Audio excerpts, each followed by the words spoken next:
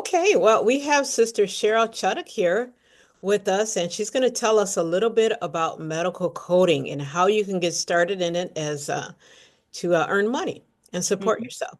So I'd first like to ask you, how does a person get started in medical coding? I would recommend going to a couple websites, and that would be aapc.com and ahima.org, and check out to see exactly what is needed. Um, the first thing that one of the things that would definitely be needed is medical terminology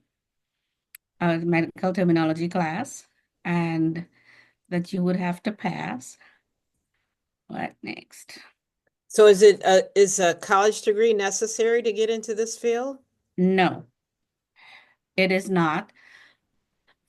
And with the AAPC website, the certification would need to be that you would need to have is called a CPC, or Certified Professional Coder. Mm, For the AHIMA website, it would be CCS or CCA. okay, and those stand for? For the AHIMA, Certified Coding Specialist and the Certified Coding Specialist Associate. Mm, That's what the A is. And you would have to be coding for approximately a year in order to remove that associate from your degree, your credentials. okay. Mhm. Okay, and how long would it take to get to the either the CPC or the CCS? In other words, Now, the very basic level the right. to start money. Hmm. Well, really and truly, it's according to the person's abilities, their timeline, how they would be able, when they would be able to start and finish. Okay, so certification, view all certification. Okay, so this is the AAAPC for the training, correct? Yes. Okay. So for the CPC, basic, schedule an exam, preparing for the exam, the prerequisites. Right, this is what I was trying to say. It's a self-paced course. Mm-hmm. Okay. Right. Hmm. And then I also see some practice exams and so Practice forth. How exams. much is that? Can you scroll down a little bit and how much that self-paced course is? Okay. Okay, so all right. Mhm. Okay. So in addition to this course, what materials are needed to study or to have on hand as a medical coder? You would need the CPT manual, the CPT book. Um, Let me see, the CPC guide, study guide. Mm-hmm. Okay, and those are like updated every year? Yes. Mhm. Okay. Anything else besides the CPC? The ICD-10 book, ICD? ICD-10. Mm-hmm. Could you show us a picture of that one? Is it available on that website or maybe on Yes, it Amazon? is. Okay. It is, and I am going to have to go resources. Hmm. Also says shop too. Well, while you're there, it says there about resources, so that's one of the places where you can get to. Where you can get to. Hmm. To shop. Case study. Let's go over to shop. Let's see what it says underneath shop. And okay, Right. so we see the ICD code book. Can you click on that ICD-10. for us? ICD-10. Okay, so a person would also need to invest in these. This would be after they're a certified coder and they use these for their work. Is that correct? Actually, no, in order to take the exam, you would need these books Okay, so both of those books that you mentioned before, you need them before, study before. them before so you can take the exam. And what about Yeah, afterwards? What books are needed? right. Afterwards, it would be the updated version of the books. I see. Or, Okay. or as I do, I the webs online for the AAPC, there's something called Codify. Is that another Um, website? it's a it is part of this. Okay. Okay. Codify. Okay, Hmm. Codify. And this is where I what I use to get my CPT codes or ICD-10 codes.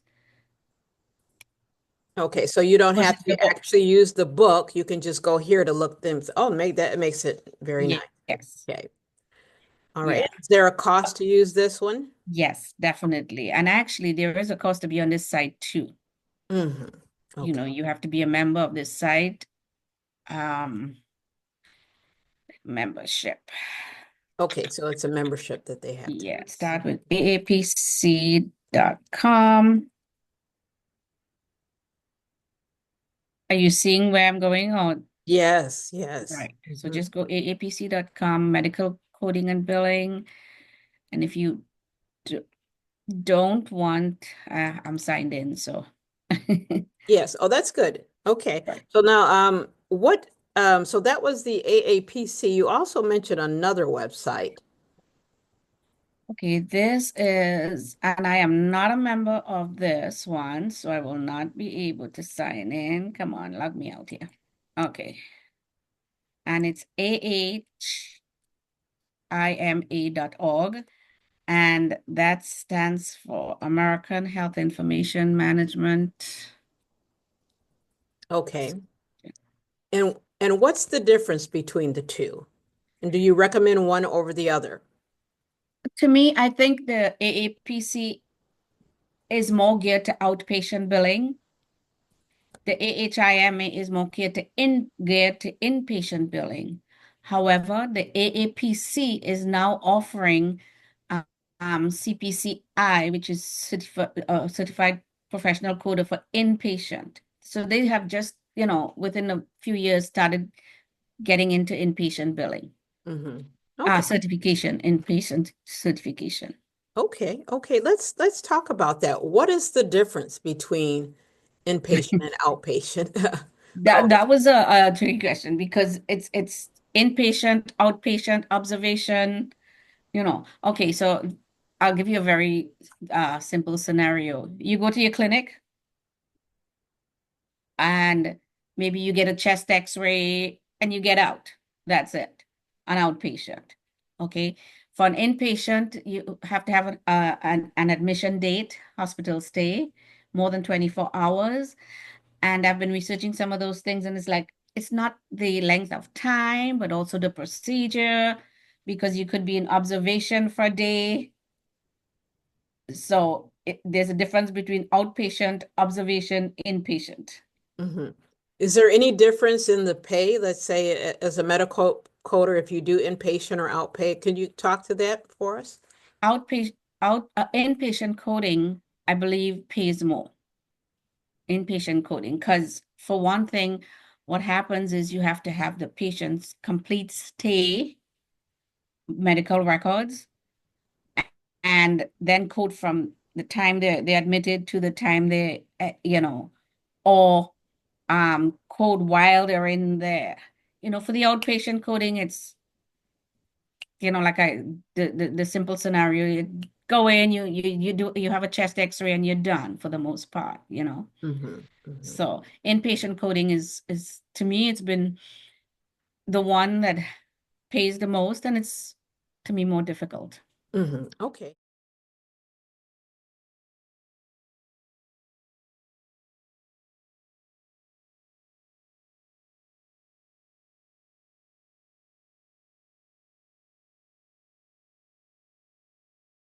Now, Yeah. these programs to be certified as a medical coder, do any of them offer any financial aid?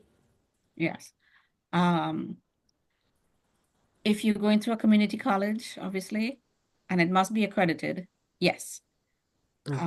AAPC, AHIMA, I'm not sure about the financial aid. If there is, they can research that. I can't speak to that. Okay. Let's talk about the test or exam itself. is how long does the test? How many questions on it? What type of things are can We somebody got, expect that sits for, and is it just one part, one test, or how does this work? I think the AAPC is a forward test, um, 4 hours. Okay, okay. And is that done online or do you have to actually go somewhere to You can do it online or you can do it in person? person. Okay, okay. Yes. All right. Let's talk a little bit about continuing ed requirements. Mm-hmm. What do those look For, like? for the AAPC, just having the CPC certification only, it's 36 CEUs. If you have a specialty, like for instance, the certified interventional radiology coder, cardiology coder, like CIRCC, I think they bumped it up to 40 something. Hmm. Yeah, And it's it, mhm. above the 36, yeah. Okay, and this is this per year? But 2 years. Sorry, Every two every two years you years. have to have Mhm. these. Okay. And you mentioned about specialization. What specializations are there in the medical coding field? There are quite a few specialties. Um, for instance, I did mention the for the interventional radiology coder, which I do interventional radiology coding. The CIRCC for the lab coding, there is another certification for cardiology, Mm. and I'm trying to find the certifications that These okay, so specialties. yeah, you have each of these specialties. Let me ask you, what is like the average pay for a medical coder, let's say a beginning medical coder, and then what does it do like if someone was to specialize? So let's say the friends that are watching this video, this presentation, what could you tell them about that? According to the state you're in, Okay.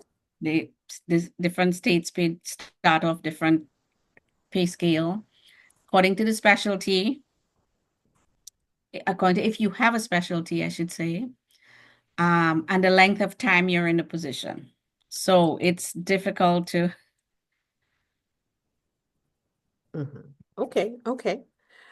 Is it something that can be done outside of the United States? Let's say we have some friends that want to serve where the need is greater and they want to work in another country, serve in that field. Could they do medical coding remotely and in another country? Can you talk talk about that? some companies allow that. Mm, Some companies do. I don't know of any personally, but I have heard that some companies do. And I would imagine if you're working for maybe yeah, I don't want to say so. Yeah, I can't say mm. it. But I have heard that some companies do out of the country. Yeah. I Okay. know we do out of states, state to state, but country, yeah, not 100% sure what companies do that. Okay, so now for let's say working at home, what type of equipment would be used or what type of software is needed for someone to be a medical coder? Um, well, I use Epic. We use Epic. So it's Epic. Other places use Epic Care, AAPC website for Codify using that. Um, what else? So would these be Um, software that the company would provide for them, or do company, they have to get it on their own? no, the company would provide. Okay, Yes, okay, whatever company you're working for would provide it.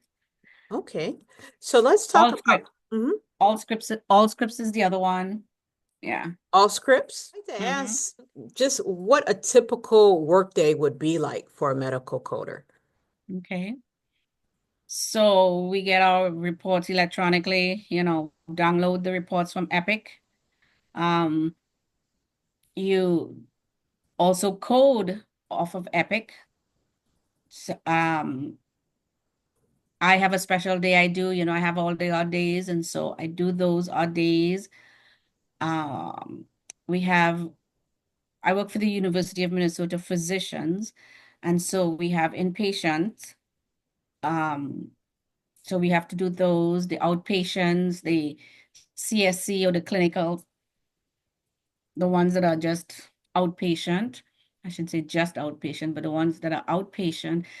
And there's also global billing where you would bill for the supplies versus just the CPT and ICD-10.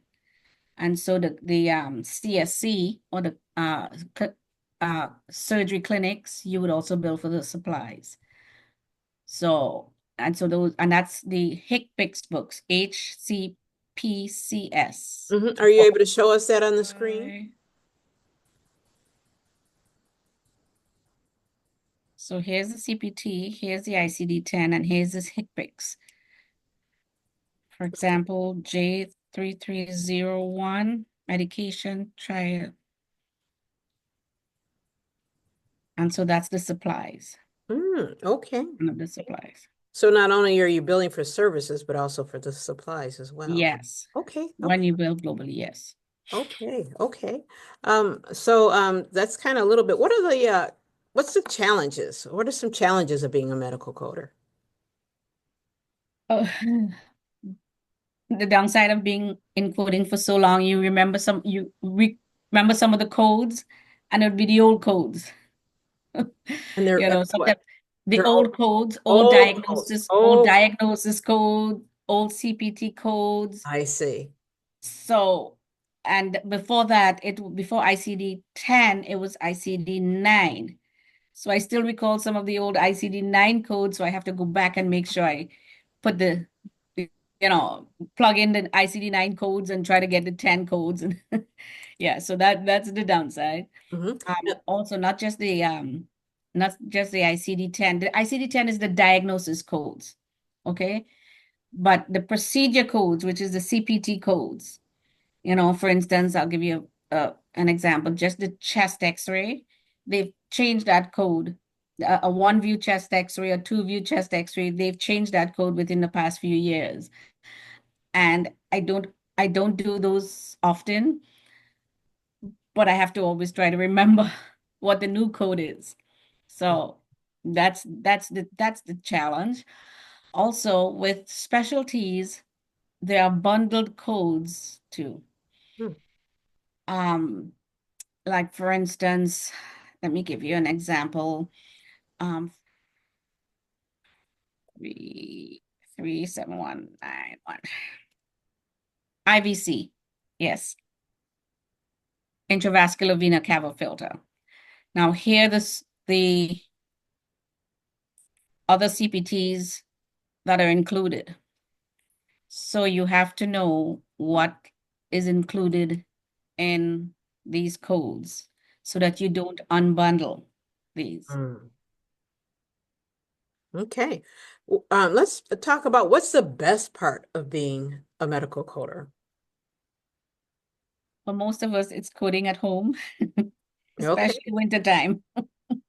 And I like the challenge of, with the specialty I'm in. And so if someone gets into another specialty, that might be of interest to them. If they like dealing with the heart, any diagnosis or any procedures, that could be an interest to them too. Mhm. Any codes for coding for the heart. Okay. So the medical coding, how likely is it for, let's say, someone to get part-time work as a medical coder? I have seen some part-time coding, part-time positions, I should say, but Oh, I can't say that I see a great deal of them. okay, okay. And where can a person go if they wanted to find a medical coding job? Or some of us, Indeed, Indeed, okay, indeed, for sure. Yes, Indeed.com, okay. yeah. And And also it depends on the company you're working for, how long you've been working for the company. If they would say, yep, you can work part-time, sometimes they allow their long-term employees to work part-time. So, okay, yeah. okay. Any final pieces of advice or suggestions you would give to any other friends who are looking to become a medical coder as a career Um, or a job to yeah, support themselves? a job at this point in time. Yes. That's what I should say. Like I said, it's interesting. It's very interesting if you're like anything with the medical field. And, I was thinking about going for nursing, but I don't like the needles and all that. So you also have the paperwork. With the 2-year degree, you don't only have to do coding. With the 4-year degree, you don't only have to do coding. You can do other paperwork stuff. So it's not just limited to coding. If you have the coding professional or the CCS part, then it's only for coding. Um, the RHIA, RHIT degree, you can do other paperwork stuff. And so, yeah, I enjoy it. I do enjoy it. And again, I like the fact that I can work at home. Excellent, excellent, sister. Yeah. Well, thank you so much, Cheryl, for your time Thank today you. and explaining that. And I hope many more friends can look into this or work at home.